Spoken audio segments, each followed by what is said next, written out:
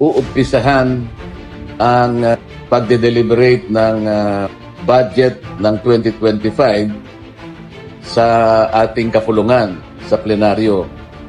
Ako po ay nakatalaga sanang mga pagtanong ng mga ilang bagay sapagkat gusto kong linawin sa panig ng mga constituents na nire-represent natin sa Kongreso ay kinakailangan po na malaman ko kung ano po yung bahagi ng 6.325 trillion pesos ang siyang magiging benepisyo.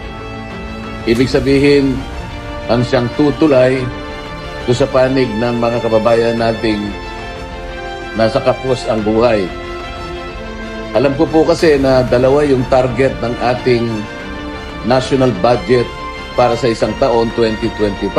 Kailangan po kasing makapagtanong ako sapagkat gusto kong malaman anong bahagi ng 6.325 trillion na budget natin para sa isang taon ang maaaring maging kabahagi ng mga kababayan nating kapos na kapos sa buhay sapagkat sila po ang pinaka-nire-representa ng aming party list. Ito yung Sagip party list. 1-digit inflation o 9-digit poverty incidence. Nangangahulugan po talagang mababawasan ang mahihirap. Ngunit, dahil nga po sa wala namang gumagawa, walang nagsisimula para gawin, mananatili pong mahirap yung mahirap. Isa na naman pong tradisyon ang mukhang ayaw po nilang pahalagahan.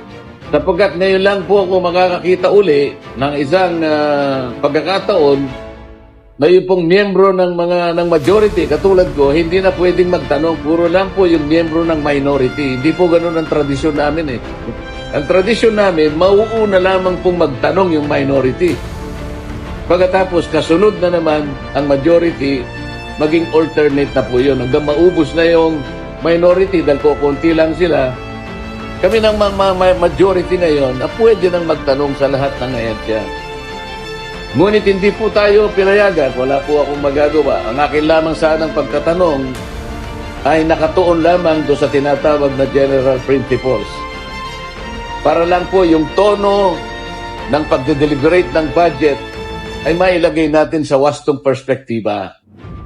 Ngunit kagaya nga po ng aking ipinaliliwanag, ayaw na po nila kaming magtanong sapagkat ang tangi nilang layunin ay tapusin kagad ang deliberation ng budget sa plenaryo sa lalong madaling panahon. Ako po'y nalulungkot sapagkat hindi po mabilisan ang pinag-uusapan natin. Ang pinag-uusapan natin, makilala natin, makilatis natin, maintindihan natin, may paliwanag natin sa mga tao na sila yung beneficiaryo nitong isang napakalaking cheque na ito na ang kanyang katapat na halaga ay 6.325 trillion. Saan gagamitin ang cheque ito? Kailangan kasing masagot ng diretsahan at ng walang pag-aalinlangan. Diyan sa budget, isang checking napakalaki ang halaga. Ilang kababayan nating mahihirap ang mababawas natin sa kanilang bilang. Yun sana ang kailangang masagot dito sa bawat budget na inilalatag natin taon-taon. Nasisiguro sana natin na meron tayong napapag-graduate sa kahirapan ng mga kababayan natin hanggang sila ay mahubos. So kung gagayahin natin ang China, isang taon lang dapat nag-graduate na lahat sa kahirapan ng ating mamamayan. Ito yung gusto ko sanang masiguro. Ito yung gusto kong masagot ng diretso. Ang problema, hindi kami pinagtatanong. Gusto ko sanang usisahin kung bakit yung Magna Carta na ginawa natin sa loob ng 15 taon, Magna Carta 44, hanggang ngayon ay hindi naipatutupad ng maayos. Walang implementing rules and regulations, walang listahan ng mahihirap na sila ang magiging beneficiaryo nung batas na yon. Hindi umuusad, walang ginagawa yung National Anti-Poverty Commission, walang ginagawa ang NEDA para yung listahan na yon ay makuha natin. Ngayon, kung ang tinutukoy nila ay mabawasan ng 1 digit ang kahirapan sa ating bansa at hindi naman sila magsisimula, kahit kailan ay hindi matutupad yung kanilang hangarin sapagkat hindi gumagalaw yung batas at walang gustong sumagot at walang gustong gumawa at ayaw nila kaming bigyan ng pagkakataon na makapagtanong dito sa bahaging ito.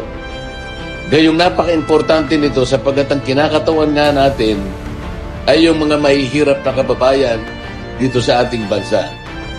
Maraming salamat po at manatili tayong malakas, matatag ang pananampalataya, ang paniwala sa Diyos na kahit ano pong mangyari, huwag tayong kakalas, ilaban po natin ang katwiran.